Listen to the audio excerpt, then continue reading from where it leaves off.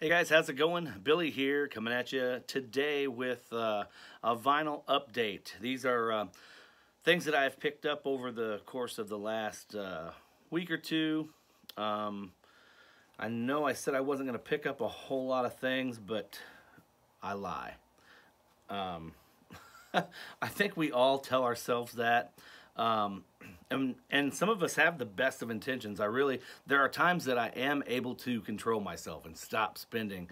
Um, and then there are times that things pop up on my want list that I haven't seen in quite a while, or they're just too good to pass up. Um, some of that happened here, and some of it was just instinct took over. I was at my local record store, and somebody had just dropped off a handful of metal records, and they were just too good to pass up. So jumping right in here, you guys know I'm a huge Steve Earle fan. So we're going to start off with the 1982 7-inch. You know, like I said, I don't really collect 7-inch singles, but this one was one of those exceptions. This is from 1982. It's a 7-inch from Steve Earle and the Dukes. That's the pink and black. Very, very hard to find, especially in this condition. This is a gorgeous thing. It came up. This 7-inch came up on my want list, and it's been on my want list forever. One of these early pressings. They did 3 pressings on this. This is the second pressing, which says LSI record. I believe the first pressing just says LSI. The second pressing says LSI record, and the third pressing says LSI records. But this has Nothing But You, Continental Trailway Blues, Squeeze Me In, and My Baby Worships Me. Gotta love the molester mustache Steve has going on there.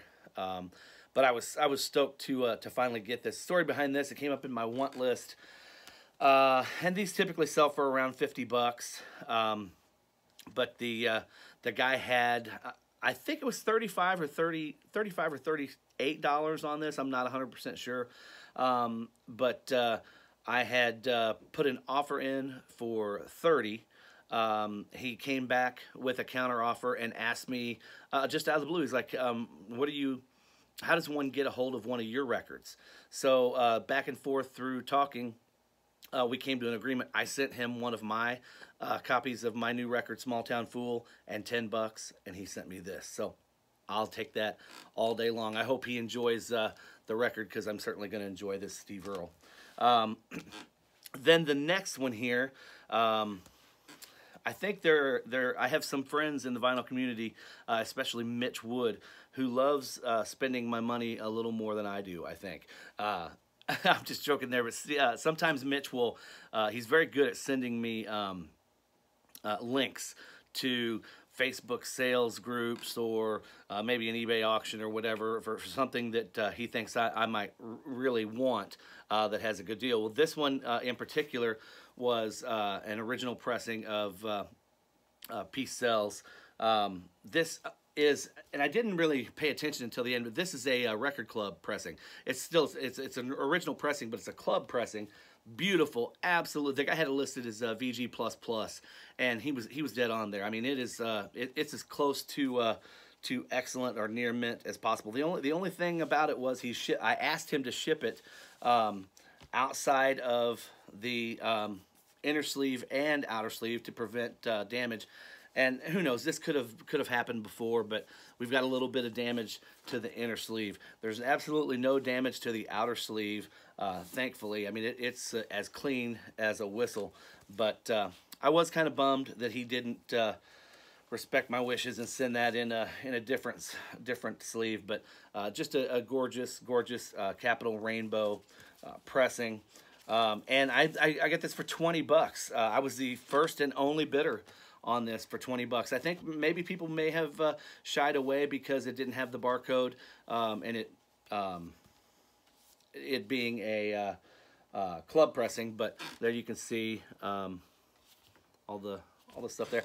I was pumped, and I'm glad to just have it. I mean, yeah, it's a club pressing. Still sounds great. I put it on, gave it a spin, and it looks amazing. So for $20, I was glad to add that to the collection. Thank you, Mitch, for the heads up on that.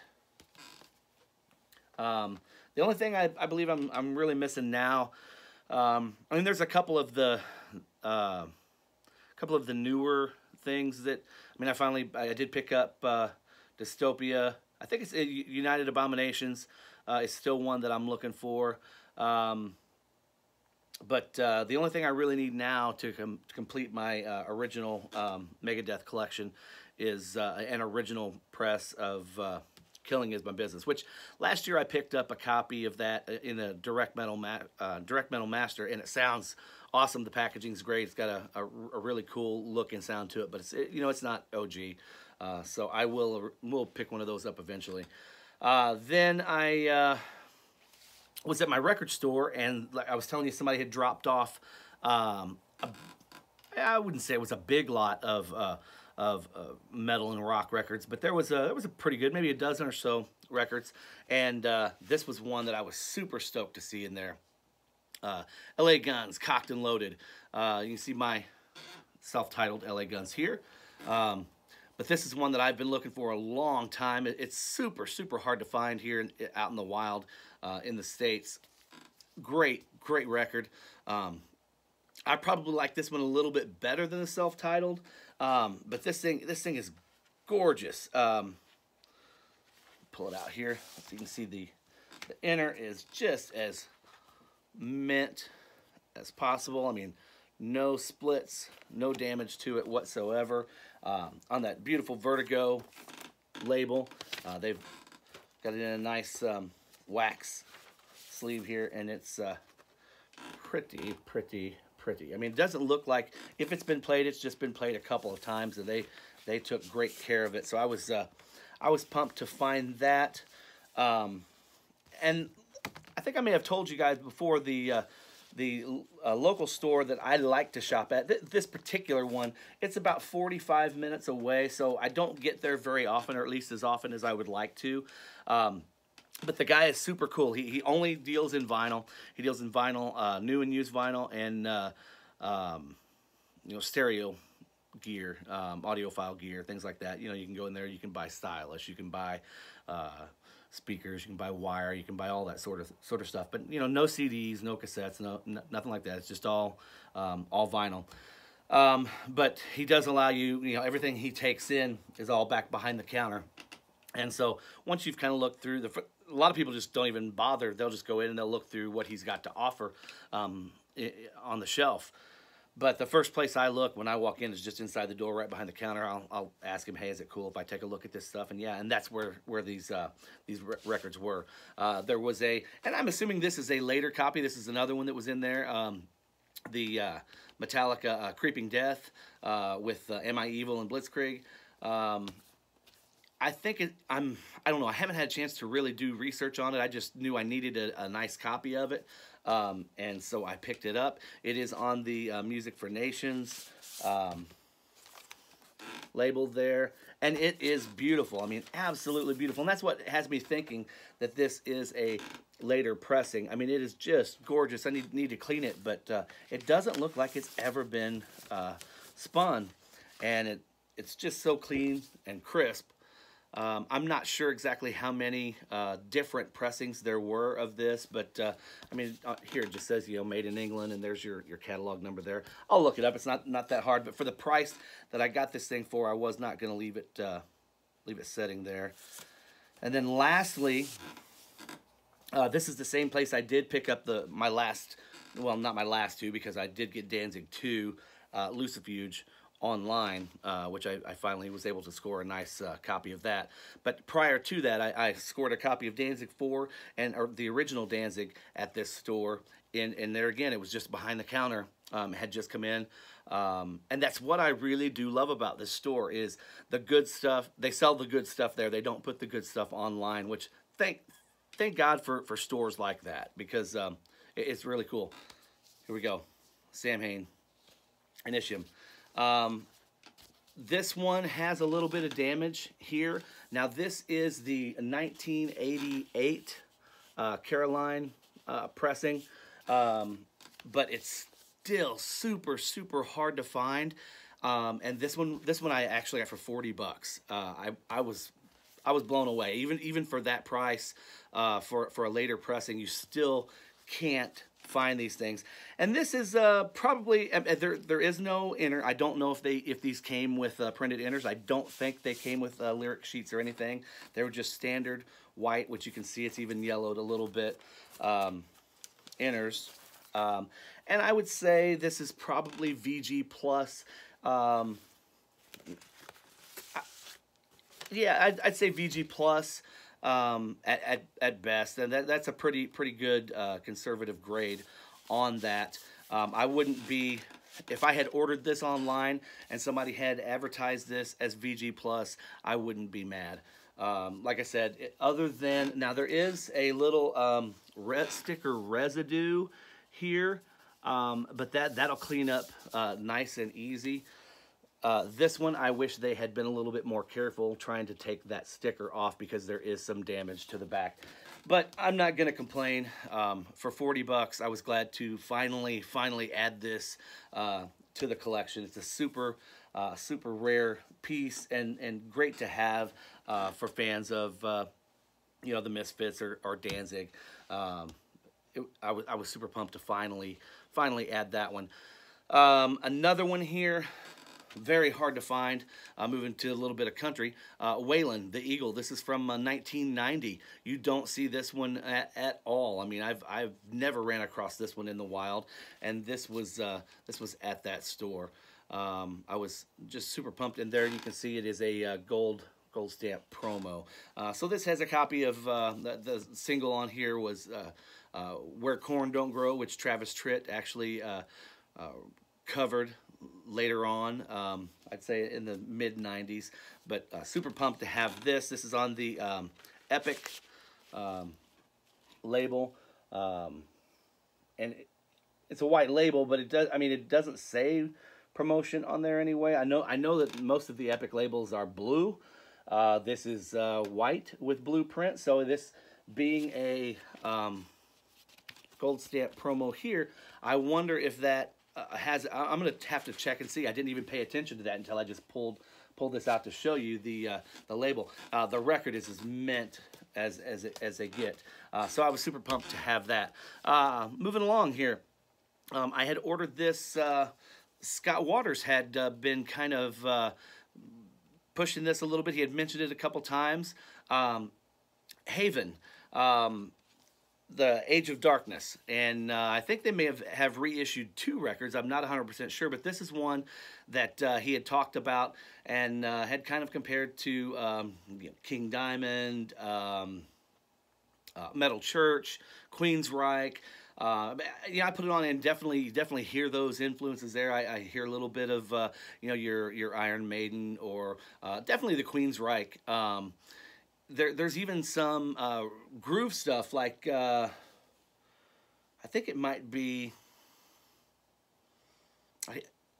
The Witching Hour, which I think they might have this wrong on here. It says side B, The Witching Hour, is the first track, but I believe The Witching Hour is the last track on side A.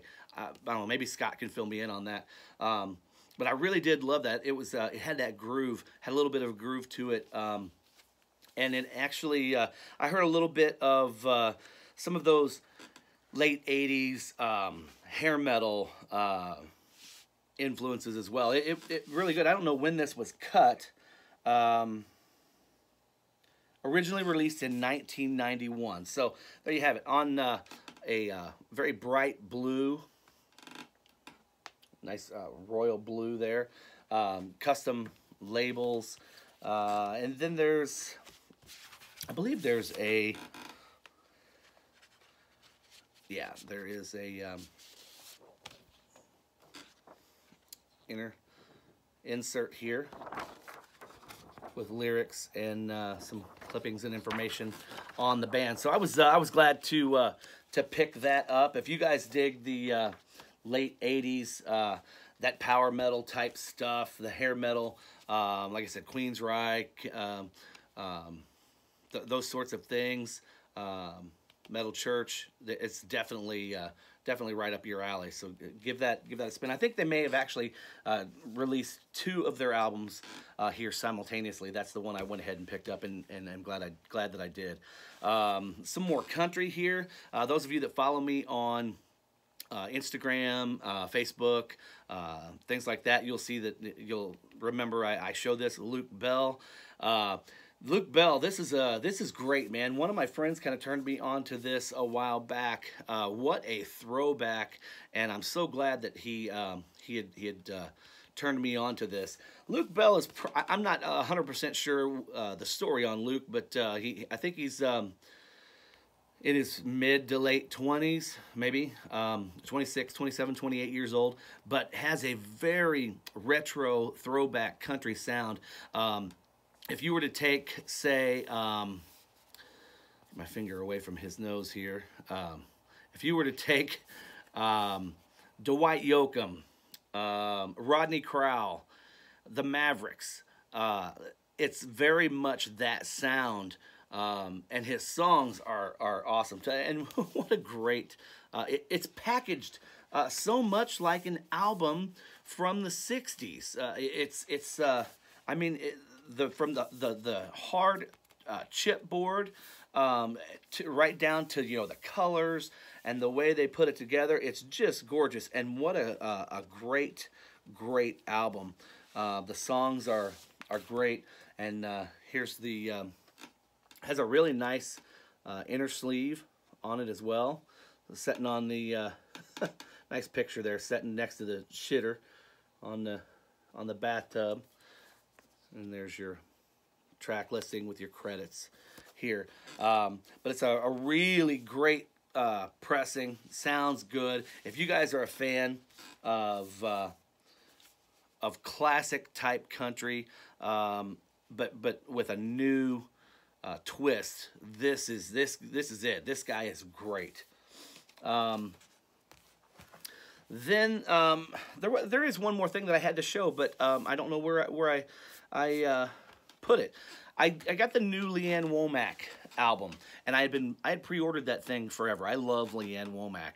It's around here somewhere. I've been playing it, and I just forgot to put it in this stack. But it's a double LP, and talk about a throwback, a retro feel. It's kind of that throwback to the 70s, 60s or 70s female country. It kind of has that feel about it. And there was one particular song on there. Well, there were a bunch of songs that I really loved, but one song in particular that when I heard it, I'm like, man, I've heard this song before. Where have I heard this song before? So I started doing some research, and I looked, found the credits, and the songwriter was a guy by the name of Brent Cobb, and that song is "Shine On Rainy Day." Brent Cobb, you guys may be familiar with Dave Cobb, the producer, who's produced Stapleton, Sturgill Simpson, Jamie Johnson. I mean, you name it, he's produced them. Jason Isbell. Anyway, this is Brent Cobb, the writer of that song. This is his album, produced by Dave, from 2016. So Shine On Rainy Day. Brent is a singer-songwriter, very much in the folk, acoustic type country lane, and it's very stripped down, raw record, but damn is it good. It is very, very good. I'm so glad that I got this. And they did a great job packaging and pressing this thing too. It sounds phenomenal. But another thing they did is they put an insert in here with lyrics and credits and some photos, as well as, and this is what I'm going to do on my next record, I believe, as opposed to the digital download. I don't know. I haven't really figured yet, but I think it was kind of cool that they put a CD copy, just a cheap little thing, but there's an actual CD, a physical CD copy in there. One thing that I have noticed at my shows and selling and trying to market my record, which, you know, we had 250 of them pressed.